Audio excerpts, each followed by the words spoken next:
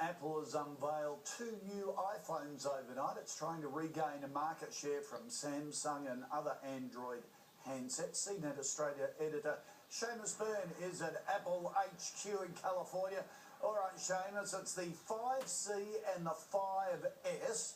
Now, why 2 models and what's the difference between them? Yeah, Koshi, I think the really interesting thing here is that they've decided that instead of like other years where they just kept selling the previous year's model, and sort of make that a sort of lower cost option, they decided to revamp last year's model and have 2 new phones. The 5C, at first it was rumoured to be, the C might have stood for cheap, but that really isn't going to be the case. It stands for colourful, and what they've made is this new, amazingly sort of colourful plastic back. They've said it's unapologetically plastic, but it has a steel reinforced chassis inside, so it's still a very sturdy phone.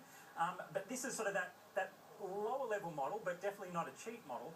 And then we have the iPhone 5S, and this is where all of the latest features live. So while the 5C is in a lot of ways the same hardware as last year's, just with all the colour options, this year the 5S, that has all the really high-end specs, the new processor, new camera technology, and this new Touch ID fingerprint sensor. Okay, so the 5S is like the gold class version of the iPhone. If you've already got an iPhone 5, is it worth upgrading?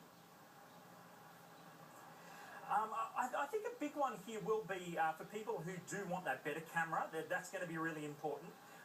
It has some really clever new features. So, we're talking about a much better sensor for just getting light. And you also have a new flash on this body, which actually has 2 flashes side by side, each a slightly different colour. And what it will do is compensate for the lighting situation to actually give you the best possible flash. So if it's a bit too warm, it'll be a cooler flash, and vice versa. So it's quite clever there. And I think if you hate passwords, the fingerprint sensor, the big option that it gives is that they've already said that about half or more than half of iPhone users currently don't put a passcode lock on their phone. And that is quite dangerous these days. So the fingerprint sensor is a way to just skip having a passcode and just use your fingerprint to unlock and to, say, buy things through iTunes. All right, that is pretty flash, I must admit. How much are they going to be and when will they be here? So they can be bought next Friday, September 20 is when they're going to hit the Australian market. And the Australian prices are 16 gig for the iPhone 5C will outright price $739. So like I said, it's not a cheap model. And then the $869 price for the 5S. But that price difference does mean that you will find the 5C on some much cheaper contract options than you'd find the 5S. Okay. Apple headquarters behind you there, is it